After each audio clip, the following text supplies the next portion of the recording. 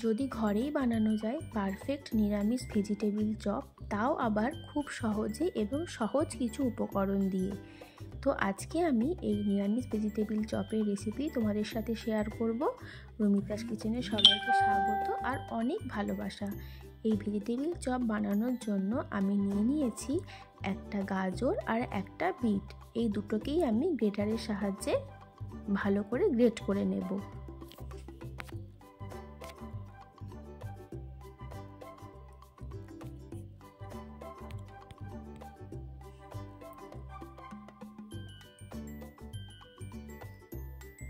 এই যে গাজর বিট গ্রেট করা হয়ে গেলে তারপর কড়ার মধ্যে দিয়ে দিয়েছি সর্ষের তেল। তেলের ওপরে দিয়েছিলাম আদা আর লঙ্কা। আদা আর লঙ্কাটা একটু ভাজা হয়ে গেলে দিয়ে দিয়েছি গাজর আর বিট। তারপরে দিয়েছি পরিমাণ মতো নুন আর সামান্য হলুদ দিয়ে ভালো করে এগুলো মিশিয়ে নিয়ে দিয়ে দেবো কিছু কড়াইশুঁটি। কড়াইশুঁটিটা দিয়ে এর সঙ্গে মিশিয়ে নিয়ে এটাকে ঢাকা দিয়ে সেদ্ধ হতে দেব। ততক্ষণে চলো এর ভাজা মশলাটা বানিয়ে নিই। তার জন্য নিয়েছি একটু ধনে, গোটা ধনে, তারপরে দিয়ে দিচ্ছি একটু মৌরি, একটু গোটা জিরে, দুটো লবঙ্গ আর একটা এলাচ আর একটা শুকনো লঙ্কা আর একটা তেজপাতাকে ছিঁড়ে দিয়েছি। এবার এটাকে ভালো করে একটু ভেজে নেব। খেয়াল রাখতে হবে যেন মশলাটা পুড়ে না যায়। তারপরে এটাকে আমি হামাল দিস্তার মধ্যে নিয়ে একটু গুঁড়ো করে নেব। খুব বেশি মিহি পেস্ট করব না, একটু গুঁড়ো করে নেব। তারপরে এই যে ততক্ষণে কিন্তু আমার গাজর আর বিট একদম সেদ্ধ হয়ে গেছে। আমি এটাকে এর মধ্যে দিয়ে দেবো একটা সেদ্ধ করে রাখা আলু।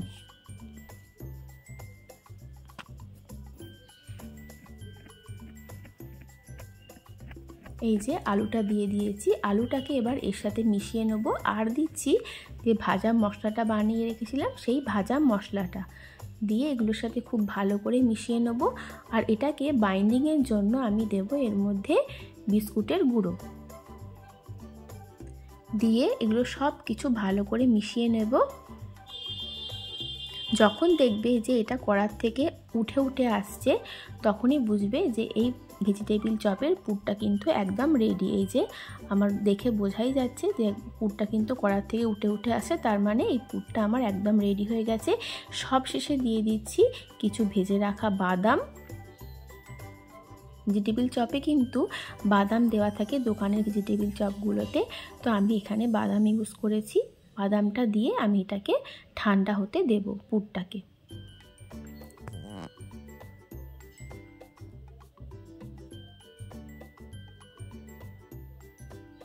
ব্যাস আমার পুর একদম রেডি। এবার এটাকে আমি ঠান্ডা করতে দিয়ে দিচ্ছি।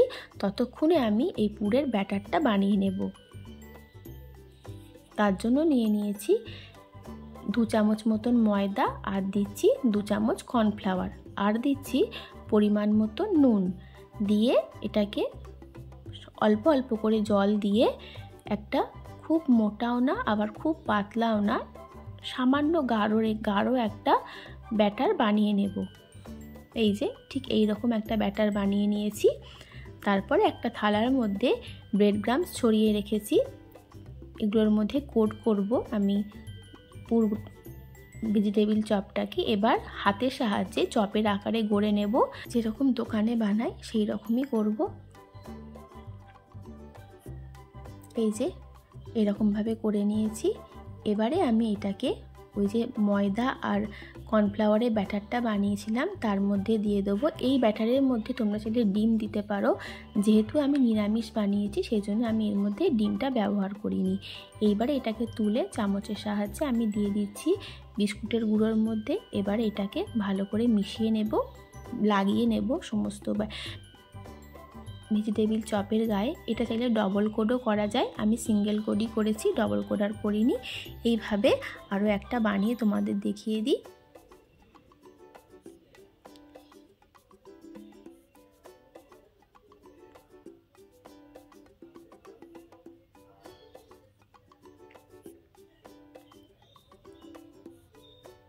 এই যে এটাকে আমি আবারও দিয়ে দেবো ব্রেড ক্রাম্বসের মধ্যে, দিয়ে এটাকেও আবার ব্রেড ক্রাম্বসের সাথে ভালো করে কোট করে নেব।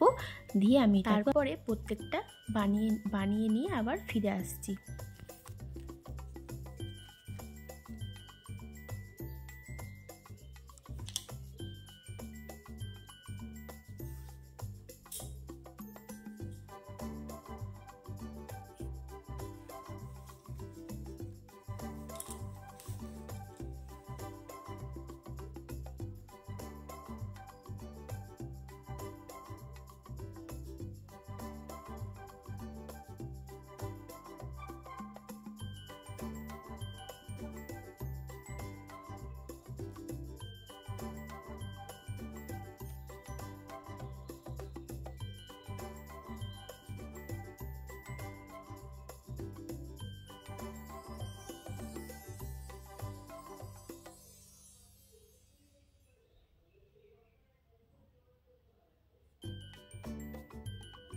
এই যে এইভাবেই প্রত্যেকটা ভেজিটেবিল চপ আমি বানিয়ে নিয়েছি। এবার রেখে দেবো কিছুক্ষণের প্রায় আধ ঘন্টার জন্য। এটাকে আমি এইভাবেই রেখে দেব, তারপর একটা একটা করে ভেজে নেব।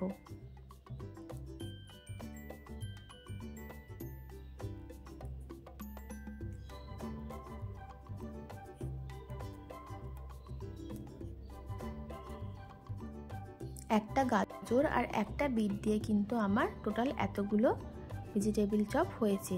তো এবার এগুলোকে একদম তেলটা যখন খুব ভালোভাবে গরম হয়ে যাবে তখন গ্যাসের ফ্লেমটা একদম মিডিয়ামে করে ভেজিটেবিল চপগুলোকে ভেজে নিতে হবে।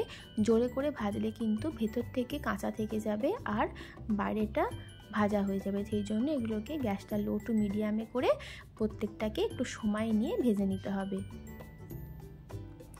তো দেখলে তো বন্ধুরা কত সহজ, ঘরে থাকা উপকরণ দিয়ে বাড়িতেই বানিয়ে ফেললাম দোকানের মতন একদম পারফেক্ট ভেজিটেবিল চপ।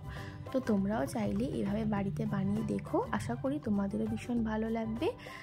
তো রেসিপিটা ভালো লাগলে একটা লাইক, কমেন্ট আর শেয়ার করে দিও, আর আমার ইউটিউব চ্যানেলটাও সাবস্ক্রাইব করে দিও। সবাই ভালো থেকো, সুস্থ থেকো, আবার আসবো নতুন কোনো রান্নার রেসিপি নিয়ে। তো আজকের মতন টাটা, সবাই ভালো থেকো, সুস্থ থেকো।